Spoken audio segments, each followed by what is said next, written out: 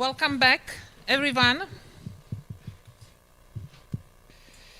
We will now continue with the next session, which is dedicated to the presentation of the main outputs of our cost action project. The project started in 2022 and will officially end in September this year. It has been a great honor for me to be involved in its leadership. I took over the role of Action Chair in 2025, and I would like to warmly thank Thordis Reimer, who led the project until 2024.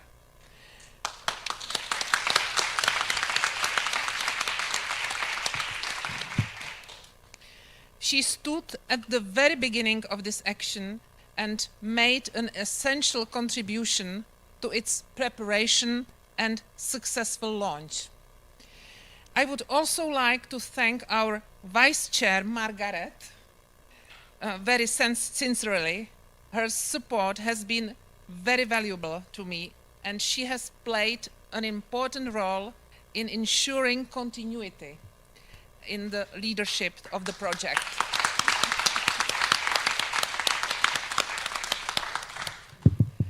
And I'm therefore very pleased to hand over to her now and invite her to chair this session, presenting the key outputs of the project. So. Thank you, Jarina. Can you hear me at the back? Yes, thank you. It's been a real pleasure to work in this project, this program over the last 4 years, not least to have all these amazing work relationships, I should say, with colleagues over this time. Can you hear me now? Is that better? Yeah, better. I can hear it myself even. So, one of the important streams in our project has been the machines, the work engines for delivering and promoting and creating ideas, empirical research and theoretical insights. And we, right from the beginning, with Thordis and Anne-Sophie, who also was involved with myself in the original proposal, we decided on 5 working groups on theory, very broadly defined, on inequality, children, data, terminology and data. And actually this was 4 or 5 years ago, and these themes are so relevant still at this time. So now we're going to hear about the main work of these 5 groups. And I'm very pleased to introduce, to begin with, Anne-Sophie, Alison Koslowski, who's been working and leading Working Group 1 with Anne-Sophie de Vander. So over to you. And please look at this sheet while they're presenting, because it does actually summarize the main outputs. It's such a pleasure to be here, really. Working Group 1, and Anne-Sophie should be standing here as the leader in terms of the logic of the panel, but I'm here as the deputy leader, as the lead editor of our main output. So we were charged, as you can see, with trying to create or articulate the theoretical link between paid parental leave policies in the context of social sustainability. And we've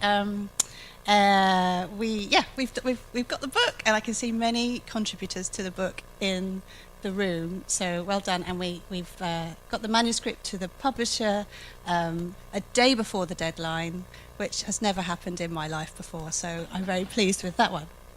The editors are Anne-Sophie and Andrea, I can't spot, but is in the room too, and it will be coming out with UCL Press, open access, next year. And in essence, what's the book about? The book is trying to articulate the links between sustainability and social policy, and in particular parental leave and care policy field, how they might contribute to sustainability research, but also the other way around, how sustainability perspective might allow us to think differently about parental leave policies. And we've been thinking about what sustainable parental leave design might look like. So just a brief word on how we went about it. We enjoyed to start with a slow reading group, and that was because we had in the group, working group 1, many scholars of parenting leave policies, but not so much in the sustainability area. So we weren't sure how to start bringing these two areas together. And I can really recommend trying this out if you are. You should build it into your research project because it was fantastically generative. We spend a lot of time as academics critiquing and reviewing work, but not very often sitting with work and then discussing it with one another. So basic, but it was really creative and allowed us to intellectually develop as a group, bouncing off each other. And we had several, once we decided to go for the book, we had several drafting rounds with peer review, and many thanks to everybody who was involved in that. Not everybody who was involved in peer review was a contributor to the book, so a particular sincere thanks to you.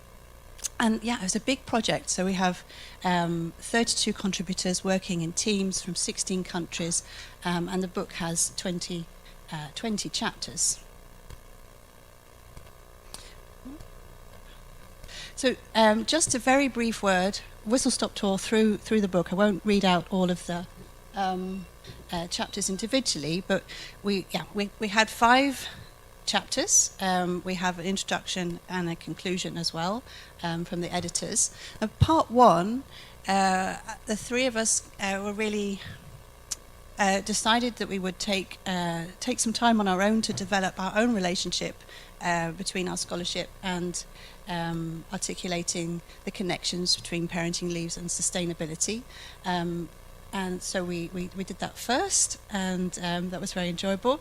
And we shared that with the broader group sort of in draft form halfway through the process to act as an anchor point for the rest of the book. So that's the sort of anchor for the book. And then part 2, we have colleagues, as you can see here, different perspectives on how we might attain what is a sustainable parental leave design and how that might look in different ways. Then part 3, we have colleagues really looking at the connections between sustainability, well-being and parenting leaves in different ways. Part 4, and this was really, the whole book is benefiting tremendously from the comparative perspective and working across cultures and countries. And it really highlights, as you know, the joy of comparative work is that your norms are challenged instantly when you see people doing things differently to your context, both across countries and of course within as well. So this was a section really dedicated to contemplation on that, and also inclusivity and how parenting leaves can be fully inclusive. And then finally part 5, sustainability and care. This was a section which really explicitly looked to bring out connections with the environmental interconnections with our work. It is throughout the book, but this was really dedicated to that perspective. So we didn't come up with a definition of sustainability and tell everybody, right, this is our understanding, this is what you should use. There were multiple pathways to sustainability, multiple understandings of sustainability, which are richly captured in the book. So, really look forward to that coming out. So just to sum up then, key messages of a 20-chapter book with 32 authors and 16 contexts. Very difficult, but I'll try in these 4 points. I think one of the things we all agreed was that having that time and creating that space to really zoom out of our very much area of expertise and to engage with another area and think about where the connections might be is really a crucial practice that we should be fostering more in science, I think, as we look to address the nature of the various crises facing us. So that was really fantastic.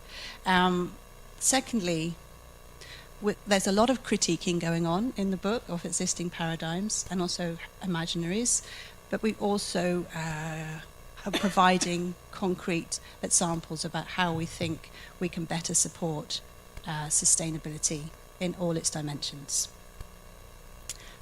Thirdly, that a one-size-fits-all approach is very unlikely to work, both within country context and beyond. So we really need to think about how we can be responsive to this diversity in our work. And then finally, that the sustainability lens really shifts attention away from policies in the sense that we have a problem, we implement a policy to fix it into the future, and then that's job done. Rather a different understanding that policies are dynamic entities which require nurturing in themselves, they require maintenance as well as innovation. So that was Working Group 1, and huge thanks to everybody who was involved in that book. It was very good.